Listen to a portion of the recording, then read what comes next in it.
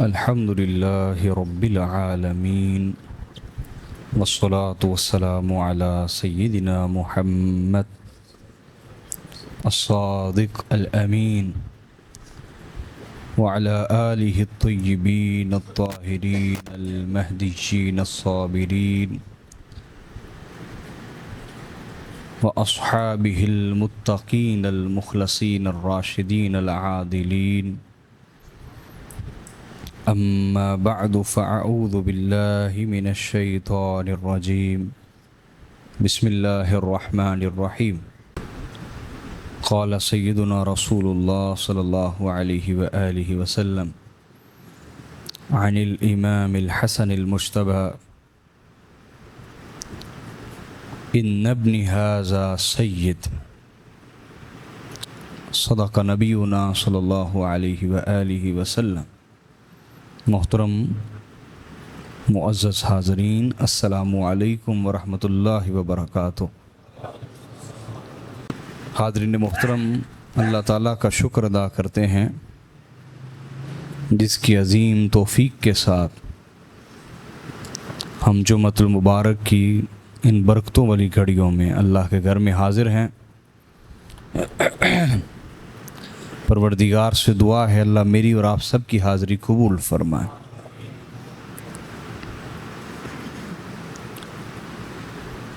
آج کا موضوع جس پہ ہم انشاءاللہ گفتگو کریں گے وہ ہے امام حسن مجتبی بطور ہادی و مہدی. انسانیت ہمیشہ سے ہدایت کی محتاج رہی ہے. یہی وجہ ہے کہ اللہ تعالیٰ نے ایک نبی بھیج کر سلسلہ ختم نہیں کر دیا، بلکہ 1,24,000 کم و بیش نبیوں کو بھیجا، کیونکہ ہدایت کی احتیاج، حاجت ہر دور میں انسانوں کو رہتی ہے. یہی وجہ ہے کہ ختم نبوت کے بعد بھی ہدایت کی حاجت ختم نہیں ہوئی، اور چونکہ ہدایت کی حاجت رہنی تھی اس لیے آقا علیہ الصلوۃ والسلام نے فرمایا کہ میں تم میں 2 عظیم چیزیں چھوڑ کے جا رہا ہوں، اور وہ دونوں چیزیں ہمیشہ ایک دوسرے سے جڑی رہیں گی، حتیٰ کہ حوض کوثر پہ بھی میرے پاس اکٹھے آئیں گے. اور ارشاد فرمایا کہ اگر تم ان دونوں چیزوں سے جڑے رہے تو میں ضمانت دیتا ہوں کہ تم کبھی بھی گمراہ نہیں ہوگے. اور ان میں سے پہلی چیز اللہ کی کتاب ہے، اور دوسری چیز میری اولاد اور اہل بیت ہے. تو اہل بیت اطہار کو امت کے لیے بطور ہادی اور مہدی پیش کرنا یہ آقا علیہ الصلوۃ والسلام کی سنت ہے کہ حضور ان کی شان جس طرح اور زاویوں سے دکھاتے، کبھی محبوبیت کے رنگ میں، کیا کبھی محبوبیت کے رنگ میں ان کی شان دکھاتے، کبھی مباہلے کے میدان میں ان کی شان دکھاتے، اور کبھی آیت تطہیر اترنے پر چادر میں شامل کر کے شان دکھاتے. جی، کبھی درود میں شامل کر کے ان کی شان دکھاتے. تو جس طرح اور انداز سے، زاویوں سے، جہتوں سے، سمتوں سے ان کی شان دکھائی ہے، اسی طرح منبر پہ بھی ان کی شان سنائی ہے غدیر خم میں، اور یہ وہ روایت ہے. تو میں یہ چاہتا ہوں کہ امام حسن علیہ السلام چونکہ آپ کی شہادت کے ایام ہیں تو آپ کی بارگاہ میں میری اور آپ سب کی حاضری پہنچے، تو ہم حضور کی اولاد سے ہدایت حاصل کرتے ہیں. کیا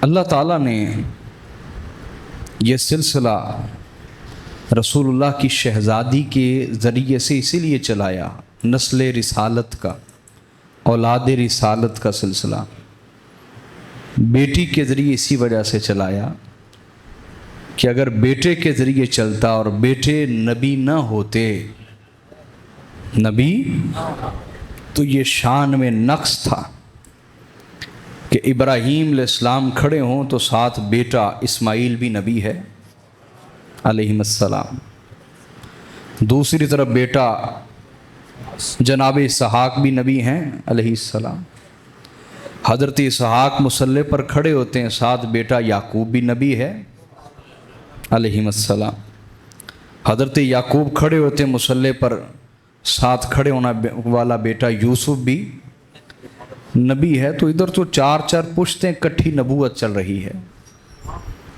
तो अगर आका अलैहिस्सलाम की नस्ल बेटों के ज़रिए चलती और उनमें नबूवत का सिलसिला न चलता तो ये शान में नक्स था, शान में।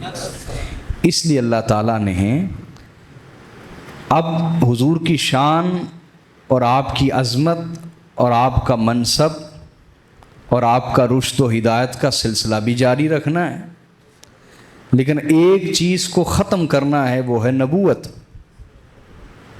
अब ऐसा तो नहीं कि हुजूर की औलाद होगी और माज़अल्लाह उनमें उस दर्जे की सलाहियतें, शानें, अज़मतें, हिदायतें नहीं होंगी जिस दर्जे की सैयदुल अंबिया की औलाद में होनी चाहिए। समझ रहे हैं ना बात? भी बादशाह का बेटा और उसके अंदर वो सलाहियतें ही ना हों निज़ाम को संभालने की, तो लोग उंगली तो उठाएंगे ना बादशाह की तरफ कि औलाद इसकी निकम्मी निकली। समझे कि नहीं? तो अब अल्लाह ताला ने हर हवाले से शान में मुमताज़ तो करना था, लेकिन एक शान का सिलसिला ख़त्म करना था, वो थी नबूवत। क्या? और अल्लाह ताला की ये भी गैरत के ख़िलाफ़ था कि अगर बेटों से सिलसिला चलता तो फिर नबूवत भी दी जाती, और अगर नबूवत दी जाती तो ख़त्म नबूवत ना होती हुजूर पर। इसलिए अल्लाह रब्बुल इज़्ज़त ने बेटों की बजाय हुजूर की बेटी से नस्ल रिसालत का सिलसिला जारी फरमाया कि नस्ल नबूवत बाकी सारे वो काम करेंगे जो नबी करते आए, हिदायत वाले, दीन की हिफाजत वाले, अल्लाह की तरफ बुलाने वाले, वो सारे काम करेंगे, वो सारी शानें, अज़मत, मुकाम इनको हासिल होंगे जो नबियों को हासिल हैं। इल्ला एक फ़र्क रहेगा, वो ये कि नबूवत का सिलसिला ख़त्म हो गया, नबूवत का सिलसिला। तो खैर इस पे बात तो बड़ी लंबी हो जाएगी, मैं चूँकि मौजू पे थोड़ी सी गुफ्तगू करना चाहता हूँ। तो वो ये है कि इमाम हसन मुश्तबा अलैहिस्सलाम बतौर हादियो महदी हैं उम्मत के, और फिर वो क्यों ना हों कि आका अलैहिस्सलाम ने उन्हें हमारा सरदार बनाया है। क्या बनाया है? इमाम हसन इस्लाम एक जगह तशरीफ़ लाए तो आपने सलाम किया। क्या किया? तो हज़रत अबू हुरैरा किसी काम में मसरूफ़ थे, उन्हें ख़बर ना हुई आपके आने की। तो किसी ने उन्हें कहा कि हसन बिन अली आए हैं, उन्होंने आपको सलाम किया तो आपको पता नहीं चला। वो फ़ौरी जल्दी से उठे और एहतराम से खड़े और हो गए और कहने लगे कि मेरे आका आप पर भी सलाम हो। तो लोगों ने कहा कि आप इनको आका कह के क्यों बुला रहे हैं? हज़रत अबू हुरैरा से पूछा, इनको आका क्यों कह रहे हैं? कहा कि मैं उसको अपना आका क्यों ना कहूँ जिसके बारे हुजूर ने ख़ुद फरमाया इन नबनी हाजा सय्यद, जिसको हुजूर ने फरमाया बेशक ये मेरा बेटा मेरी उम्मत का सरदार और आका है। तो जिसको आका ने हमारा सरदार और आका बना दिया हो तो हम उसको अपना सरदार क्यों ना माने, अपना आका क्यों ना माने? तो सरदार के रास्ते पर चलने में ही खैर है। क्यों जी? आजकल तो तुर्की ने बड़ी नेकी की, आपको ड्रामे भी ऐसे दे दिए हैं जिसमें कबायली ज़िंदगी समझाई है कि सरदार के बग़ैर कबीले में रहने वाला कोई हाल है नहीं है। तो जन्नत जिनका कबीला है और जन्नत के जो सरदार हैं ان کے راستے پر چلیں گے اور انہیں خوش کریں گے تو جنت میں رہنے دیا جائے گا نا، ورنہ قبیلہ بدر کر دیا جائے گا. کیا؟ قبیلہ بدر کر دیا جائے گا. تو امام حسن علیہ السلام کو حضور نے ہمارا سردار بنایا. اور صحیح بخاری میں روایت ہے، صحیح بخاری شریف میں آقا علیہ الصلوۃ والسلام امام حسن مجتبیٰ کو اپنے کندھوں پہ بٹھاتے. وہ روایتیں بھی ہیں جس میں حسنین کریمین دونوں کو بٹھاتے، امام حسن کو دائیں طرف اور امام حسین کو بائیں طرف، مہر نبوت پہ سواری کرواتے. وہ روایات بھی ہیں، وہ الگ مقام ہے، وہ الگ موقع. میں آپ کو ایک اور موقع بتا رہا ہوں جس میں صرف حضور نے امام حسن کو اپنے کندھوں پہ اٹھایا اور سب کے درمیان تشریف لائے، اور تشریف لا کے جو منظر دکھانا تھا وہ دکھا دیا. اور اس کے بعد ہاتھ اٹھا کے کہا اللہم انی احبہ فاحبہ، اے اللہ میں حسن مجتبیٰ سے محبت کرتا ہوں، تو بھی اس سے محبت فرما. حاضرین، عظیم وہ ہوتا ہے جو صاحب عظمت ہو. جس کے پاس کوئی عظمت ہے وہ عظیم ہے، جس کے پاس کوئی عظمت ہے وہ عظیم ہے. لیکن امام مجتبیٰ وہ ہیں جن پر عظمتوں کی انتہا ہو گئی، اور اس کا ایک منظر حضور خود دکھا رہے ہیں. ایک منظر میرے آقا خود دکھا رہے ہیں کہ عظمتوں کی حد ہے، عظمتوں کی.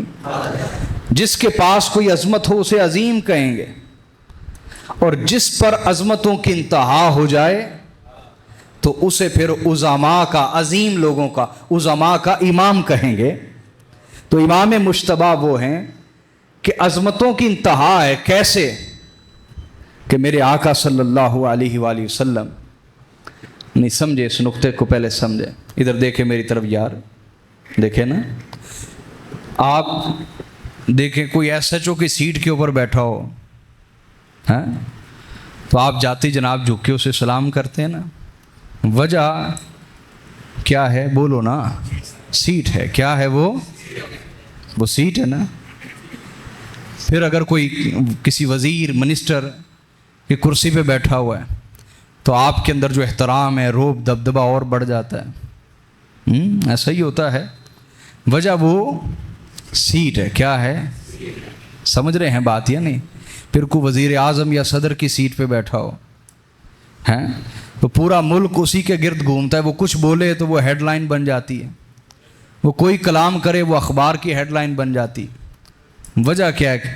کہ اس کے پاس جو کرسی ہے وہ کسی کے پاس نہیں ہے، اس کے پاس جو سیٹ ہے وہ کسی کے پاس نہیں. تو یہ چھوٹی چھوٹی معمولی خدا کی نظر میں مکھی کے پر جتنی جن کی اوقات نہیں، یہ سیٹیں مل جائیں تو پورے ملک کی نظریں اس کی طرف لگی ہوتی ہیں. تو جس کو سواری کرنے کے لیے جو سیٹ ہے وہ مہر نبوت کی ملی ہو،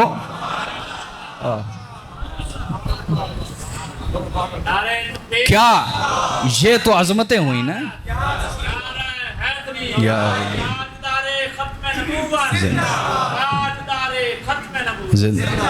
بھئی یہ تو چھوٹی چھوٹی عظمتیں ہیں نا. تو پورے ملک کی نظریں ان کی طرف لگی ہوتی ہیں، چھوٹی چھوٹی عظمتیں. تو میں کہہ رہا ہوں کہ جس پر عظمتوں کی انتہا ہوئی وہ کیسے؟ کہ اس کو بیٹھنے کے لیے جو سیٹ مل رہی ہے وہ ختم نبوت ہے. ختم نبوت کی مہر، ختم نبوت کی وہ اس کی سیٹ ہے. وہاں حضور بٹھا رہے ہیں، اور ارادتاً بٹھا رہے ہیں، قصداً بٹھا رہے ہیں، عمداً بٹھا رہے ہیں، خود بٹھا رہے ہیں اور دکھا رہے ہیں. اگر یہ مقصود نہ ہوتا تو گھر میں ہی رہتے نا. چلو گھر میں ایک نانا نواسا اپنی محبت کا اظہار کر لے، لیکن گلی گلی پھر رہے ہیں میرے آقا بٹھا کے کندھوں پر. کیا سمجھانا چاہ رہے ہیں؟ ہاں وہی سمجھانا چاہ رہے ہیں جو ایک موقع پر انصار نے کہا یا رسول اللہ سواری کتنی اعلیٰ ملی ہے شہزادوں کو. تو حضور نے فرمایا تمہیں سواری اعلیٰ نظر آتی ہے، سوار بھی تو دیکھو کتنے اعلیٰ ہیں. آیا نہیں بات سمجھے آپ؟ بولیے نا. بھائی یونیورسٹی کا چانسلر ہو، جو اس کے لائق نہ ہو اس کو اس کی سیٹ پہ نہیں بٹھایا جاتا. HOD ہو, جو اس کے لائق نہ ہو اس سیٹ پہ بٹھایا جاتا نہیں ہے. پروفیسر ہو, اس لائق نہ ہو تو اس کی سیٹ پہ بٹھایا جاتا. یہ ختم نبوت کی مہر پر بیٹھنے کے لائق ہے تو حضور بٹھا رہے ہیں نا, اور بٹھا کے دنیا کو دکھا رہے ہیں. اور ساتھ فرما رہے ہیں اے اللہ میں ان سے محبت کرتا ہوں, تو اس سے محبت فرما. غور کرو میرے دوستو, یہ بارگاہ رسالت ہے. کیا یہاں بڑے بڑے مجنو, بڑے بڑے کیس, بڑے بڑے رانجے, بڑے بڑے پنو, وہ اپنی جانیں فدا کرتے ہیں کہ بطور عاشق ہی ہمیں یہاں قبول کر لیا جائے. کچھ چھوٹا سا محب بطور محب قبول کر لیا جائے اس بارگاہ میں. یہاں بڑے مجنو اپنی جانیں پیش کرتے ہیں, بڑی لیلائیں یہاں ماتھا رگڑتی ہیں کہ ہمیں بطور محب قبول کر لیا جائے. سمجھ رہے ہیں یا نہیں؟ بطور محب, محب کہتے ہیں محبت کرنے والے کو, اور محبوب جس سے محبت کی جائے. تو بڑے بڑے کیس یہاں پاؤں مارتے ہیں, جانیں فدا کرتے ہیں کہ ہمیں بطور, بولیے نا, محب قبول کر لیا جائے. لیکن عجیب شان ہے حسن مجتبیٰ کی. وہ محمد رسول اللہ جن کی بارگاہ میں کوئی محب بننے کے لیے جانیں فدا کرتا ہے, وہ خود کہہ رہے ہیں اللہ میں حسن سے محبت کرتا ہوں. وہ حسن مجتبیٰ کے محب ہونے کا اعلان کر رہے ہیں کہ میں حسن مجتبیٰ سے محبت کرتا ہوں. اے اللہ تو بھی اس سے محبت فرما, تو بھی اس سے. اے اللہ کہا میرے آقا نے. کیا یعنی اللہ کو گواہ بنا دیا. بولی اللہ کو کہ پروردگار تو گواہ رہنا, حسن مجتبیٰ کا نانا محمد مصطفیٰ حسن کو اپنا محبوب رکھتا ہے. میں حسن مجتبیٰ سے محبت کرتا ہوں. اور حضور نے خود بتایا, مسند احمد بن حنبل کی حدیث ہے, آقا علیہ الصلوۃ والسلام نے فرمایا جس سے محبت ہو جائے بندہ کثرت سے اسی کا ذکر کرتا رہتا ہے, کثرت کے ساتھ. اب ذرا بتاؤ نا, مسند احمد کی یہ بھی حدیث ہے, یہ بخاری و مسلم کے استاد ہیں جن کی کتاب سے میں آپ کو حدیث پیش کر رہا ہوں. آقا علیہ الصلوۃ والسلام نے یہ بھی فرمایا کہ جب محبت ہو جائے تو بندہ محبوب کا عیب سننے سے بہرا ہو جاتا ہے اور دیکھنے سے اندھا ہو جاتا ہے. یعنی اسے صرف محبوب کی خوبیاں, اس کی تعریفیں, اس کے محامد, اس کے محاسن وہ نظر آتے ہیں. اگر عیب ہو بھی تو نظر نہیں آتا, عیب ہو بھی تو. اور وہ ہستیاں جن میں عیب تو کجا, جن کی طہارت پر اللہ قرآن نازل کر رہا ہے, طہارت پر قرآن نازل ہو رہا ہے. انما یرید اللہ لیذھب عنکم الرجس اہل البیت ویطہرکم تطہیرا. تو آقا فرما رہے ہیں کہ میں حسن مجتبیٰ کو محبوب رکھتا ہوں. اب محبوب کیا ہوتا ہے بھئی؟ محبوب وہ ہوتا ہے بندہ جس کا کثرت سے ذکر کرتا رہے. تو پتہ چلا کہ کثرت ذکر حسن یہ حضور کی سنت ہے. کثرت سے امام حسن کا ذکر حضور کی سنت کے, حضور محبت جو کرتے ہیں. صفات و محامد حسن مجتبیٰ بیان کرنا یہ بھی سنت رسول ہے, ان کی شان اور عظمت بیان کرنا. تو چونکہ وہ محبوب رسول ہیں, محبوب کی پسند محب کی پسند ہوتی ہے, محبوب کی ناراضگی محب کی ناراضگی ہوتی ہے. تو آقا اعلان فرما رہے ہیں کہ سن لو, حسن کی پسند مصطفیٰ کی پسند ہے, امام مجتبیٰ کی خوشنودی مصطفیٰ کی خوشنودی ہے, ان کی ناراضگی مصطفیٰ کی ناراضگی ہے, اور ان کی قربت قربت رسول ہے, اور ان سے دور ہونا مصطفیٰ سے دور ہونا ہے. سمجھے بات یا نہیں؟ اور یہ بھی معنی ہے کہ حسن مجتبیٰ کا جو محب ہے وہی میرا محب ہے, اور جو حسن مجتبیٰ کا دشمن ہے وہ دشمن مصطفیٰ ہے. سمجھے بات؟ اب یہاں اگلی بات سمجھیے جو آقا علیہ الصلوۃ والسلام نے فرمایا, اے اللہ تو بھی ان سے محبت فرما, تو بھی ان سے. تو اللہ تعالیٰ تو محبت فرما رہا ہے امام مجتبیٰ سے, تو حضور کی دعا کے بعد, حضور کی دعا کے بعد وہ تو پہلے سے محبت فرما رہے ہیں. پہلے سے بولیے امام مجتبیٰ سے. نہیں سمجھ آ رہی میری باتیں؟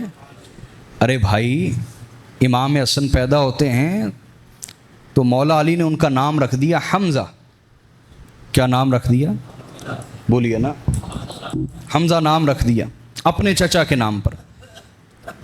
امام حسین پیدا ہوئے تو امام حسین کے چچا مولا علی کے بھائی جعفر بن ابی طالب، اپنے سگے بھائی، یعنی ان کے چچا کے نام پر رکھ دیا جعفر.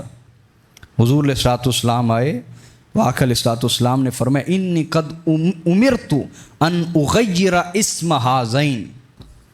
آقا علیہ الصلوۃ والسلام نے فرمایا مجھے اللہ کی وحی کے ذریعے حکم ہوا ہے، مجھے اللہ کی طرف سے حکم ہوا ہے کہ حسن و حسین کے نام تبدیل کر دوں اور ان کے وہ نام رکھے جائیں جو تاریخ میں پہلے کسی کے نہیں رکھے گئے. کیونکہ بیٹے اگر بے مثال ہیں تو نام بھی تو بے مثال ہونے چاہیے. اتنی شان والے اگر کسی نبی کی اولاد نہیں ہوئی الا الانبیاء، تو یہ نام بھی تو وہ ہونے چاہیے نا کہ جو کسی کے تاریخ میں رکھے گئے. تو آقا نے فرمایا اللہ نے مجھے حکم دیا وحی کے ذریعے کہ ان کے نام تبدیل کر دوں. ان کا نام حسن رکھا، ان کا نام حسین رکھا. تو اللہ کا پیار تو بڑا پہلے سے ہے. تو آقا کیوں فرما رہے ہیں اللہ میں ان سے محبت کرتا ہوں، تو بھی ان سے محبت فرما. اس کا کیا مطلب ہوا؟ سوال سمجھ آیا کہ نہیں آیا؟ بولو تو صحیح نا یار، اور ڈھیلے ہو کے نہیں بیٹھتے. سمجھ آ رہی یا نہیں آ رہی؟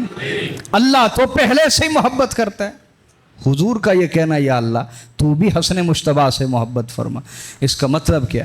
اس کا مطلب یہ ہے کہ پروردگار محبت تو پہلے سے ہی کرتا ہے، لیکن آج میری دعا کی برکت سے ایسا کر کہ وہ جو محبت تو کرتا ہے اس محبت میں ہمیشہ اضافہ ہی فرماتا چلا جا، اس محبت میں کثرت اور برکت مزید نازل فرما. ہر گزرتے دن کے ساتھ حسن مجتبیٰ کی محبوبیت میں اور قربت میں مزید اضافہ فرما. تو ہر گزرتا دن ان کا رب ان سے مزید محبت کرتا ہے. یہاں ایک سوال پیدا ہوتا ہے. میں رات بیٹھا ہوا تھا اس حدیث پہ نا، کچھ کام کر رہا تھا، یہ میرے ذہن میں کچھ باتیں ہیں تو میں نے نوٹ کر لی. یہ کچھ چوری کے نقطے نہیں ہیں جو آپ کو بیان کر رہا ہوں. ویسے بھی سید چوری نہیں کرتے، علم کی بھی چوری نہیں. کیا یہاں ایک سوال پیدا ہوتا ہے، وہ یہ کہ اللہ تعالیٰ تو پہلے ہی اپنی مخلوق سے محبت کرتا ہے. سب سے کرتا ہے کہ نہیں؟ رزق دے رہا ہے، زندگی دے رہا ہے، صحت دے رہا ہے، اولاد دے رہا ہے. ہاں، اپنی مخلوق سے محبت کرتا ہے یا نہیں؟ تو کیا یہاں وہ عمومی محبت مراد ہے؟ نہ. عمومی محبت مراد عمومی عام محبت جو اللہ اپنی تمام مخلوق سے کرتا ہے. ان کو زندگی دیتا ہے، صحت دیتا ہے، عافیت دیتا ہے، اولاد دیتا ہے، رزق سے نوازتا ہے. یہ عمومی محبت، کامن محبت، یہ تو سب سے کر رہا ہے نا. کیا یہاں وہ عمومی محبت مراد نہیں، یہاں خصوصی محبت مراد ہے کہ پروردگار حسن مجتبیٰ سے انتہائی خصوصی محبت فرما. اور اس استدلال جو دلیل اخذ کر رہا ہوں اس کا جواب خود حدیث کے پہلے حصے میں اللہم انی احبہ فاحبہ، اے اللہ میں حسن مجتبیٰ سے محبت کرتا ہوں تو اس سے محبت فرما.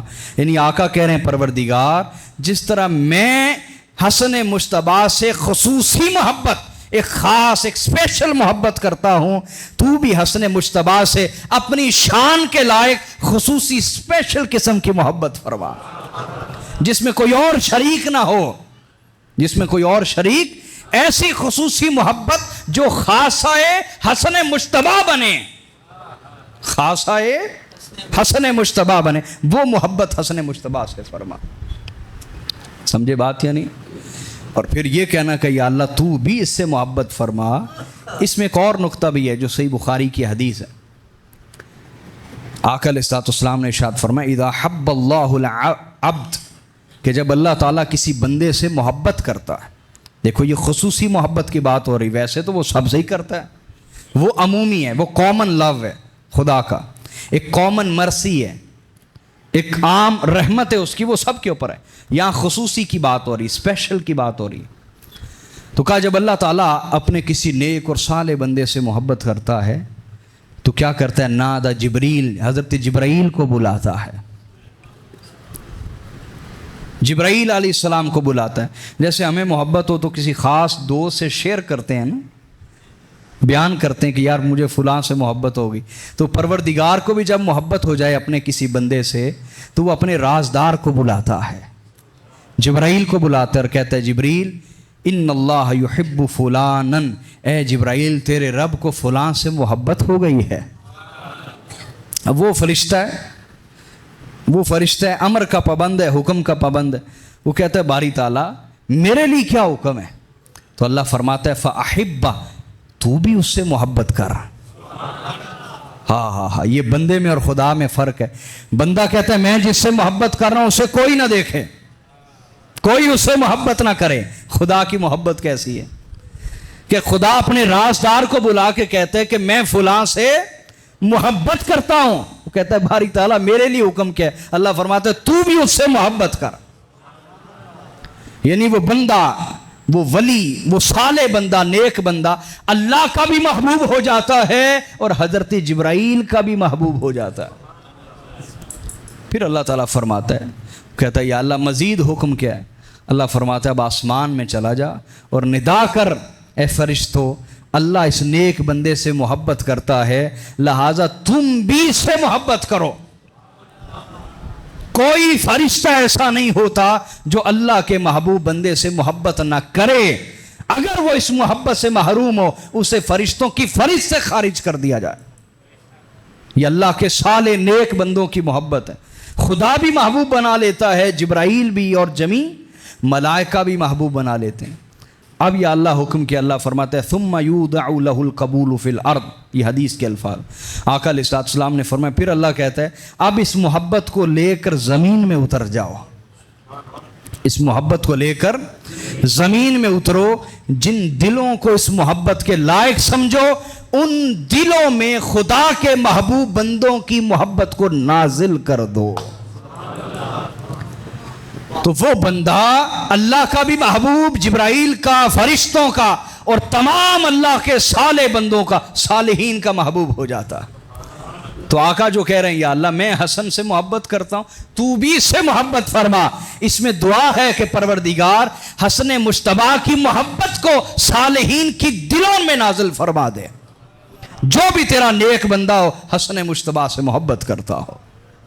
اور اس کا ذرا الٹ مفہوم لے لیں تو وہ یہ کہ جو بھی صالح بننا چاہتا ہو وہ حسن مجتبیٰ کو پہلے محبوب بنائے, پھر اسے صالحیت عطا ہو, پھر اسے نیکی عطا ہو. حسن مجتبیٰ کو اپنا ایسا محبوب بنا لے کہ جو اسے محبوب رکھے وہ تیرے ہاں محبوب بن سکے, اور جو انہیں محبوب نہ رکھے وہ تیرے ہاں بھی محبوب نہ بن سکے. تو یہ مقبولیت خداوندی کی دعا تھی کہ پروردگار اپنی بارگاہ میں مقبولیت میں اضافہ فرما حسن مجتبیٰ کی, اور اپنے بندوں کے دلوں میں ان کی محبت اور مقبولیت میں مزید اضافہ. پروردگار ہماری حاضری قبول فرمائے. والسلام علیکم ورحمۃ اللہ.